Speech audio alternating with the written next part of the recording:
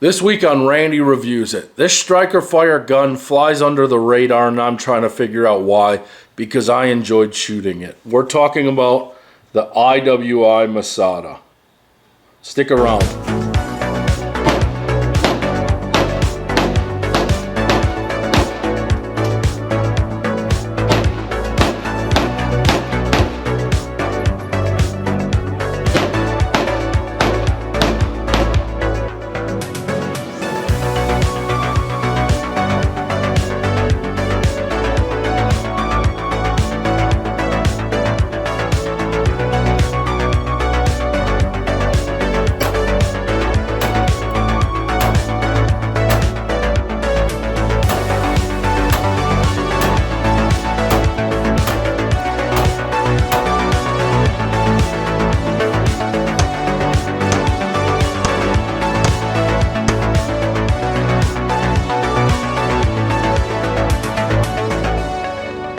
So we're talking about this, the IWI Masada. I got my notes here on the trusty phone so that I don't miss any points. But let's talk about why you might want to give this gun a try. So first thing, IWI did well with this. They sent a gun that is optics ready, and it included the plates to mount the optics. You know, I hammer down on companies when they send you an optics ready gun and you have to buy some aftermarket plate, or while you end up having to wait 10 weeks for them to send you a plate. I really do like when companies send plates with their guns, especially if they're decent quality. These seem decent, so very happy with that. IWI is a very reputable company. You got the Galil, you got the Jericho, you have the Tavor, all these guns that I don't know anyone that's had reliability issues with any of them. And that's really what I think is the most important factor with a firearm, is reliability. So you get a reputable company that's been making guns, that's involved in conflicts and knows how to make weapons. The other thing is you're getting a really reasonable price. So I would have expected this gun, like if you just grab it in a gun shop and you feel it, that would probably be around that $700 price range. But it is not. These can be had for just under $500 or around $500, which to me is a very attractive price, especially when you get your hands on it. Like this, we're going to talk about this. One of the biggest pros of this guns, and I got to stress this enough, is the ergonomics. Whatever they've done, this gun fits your hand like an absolute glove. It's got a great texture on it. Everything about this gun feels great. My girlfriend, we just went to the range this last weekend. I was having her shoot all of my stuff to decide what she actually likes in a gun, things like that. The PDPF, if she liked it or not, that video's coming up. But she said the same thing I did, that this gun just feels good. It feels really, really good in your hands. And to me, reliability and then getting that feel is two of the most important parts with choosing a handgun. So overall, really happy with this. The second thing that kind of stunned me a bit is I've shot some of these at like range days and events, things like that beforehand, and they all shot well. But you don't really get a chance to sit down and appreciate the trigger, and you don't know how many rounds have been through that thing, because these guns break in with usage and triggers tend to get better. This is a really good trigger. So you can see right here, it gets wall, it goes right through. I would say it's around 5 pounds. It's definitely better than any of the triggers on the Shadow systems.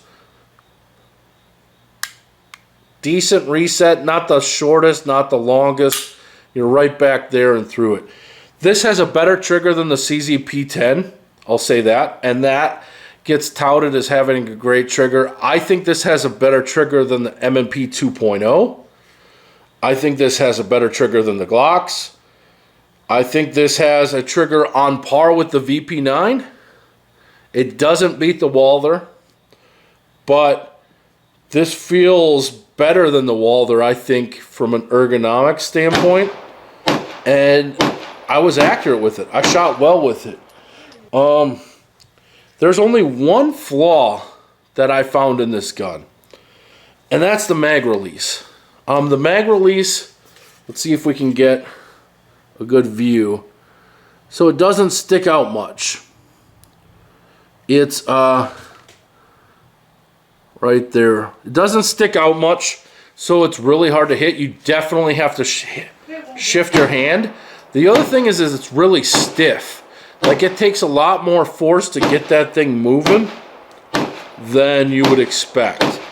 And really, that's my only complaint with this gun, is the mag release on it. If they make an extended one, that would be great. If there's some way that breaks in after like a lot more mags, okay, that'd be great. But that mag release is rough. I had a few times where I thought I was going to be able to drop it, and I ended up like where it wasn't enough force. Like, I was pressing into it and it just wasn't going. So wasn't a fan of that. The other thing that's kind of rough with the Masada right now is aftermarket support. So getting your favorite holster might be difficult for the IWI Masada versus, you know, the CZP-10, the Glocks, the Canics, all those types of things. It's going to be harder to get the holsters, to get, you know, like, I don't think you really need to switch anything out with this. It's got 3-dot sights that aren't that great. They're metal, but I hate 3 dots and I hate just plain white. So that is not, excuse me, doing any favors. So the aftermarket support and the mag release are the only issues. Oh, excuse me again. You definitely want to try the ergos of this gun. If you're interested in IWI, maybe you're just a fanboy, you got a Tavor, you want a matching gun, that sort of thing, give this a look, because it feels great. Like, the way that it fits my hand feels so good. And I enjoyed shooting it. My girlfriend enjoyed shooting it. We both did pretty well with it. I can't fault it. It's a lot better gun than I think some of the other striker guns. Like, if this had the same aftermarket support as everything else, I would take this over an M&P 2.0. I would take this over a Glock. I would probably take this over a VP9 even, too. This grip texture and this grip feels so good. And you know, I'm a huge fan of that AK grip texture and grip, but it just naturally points really, really, really well. And I can't say that enough. So IWI, whatever you're doing, keep doing it. Try to fix the mag release.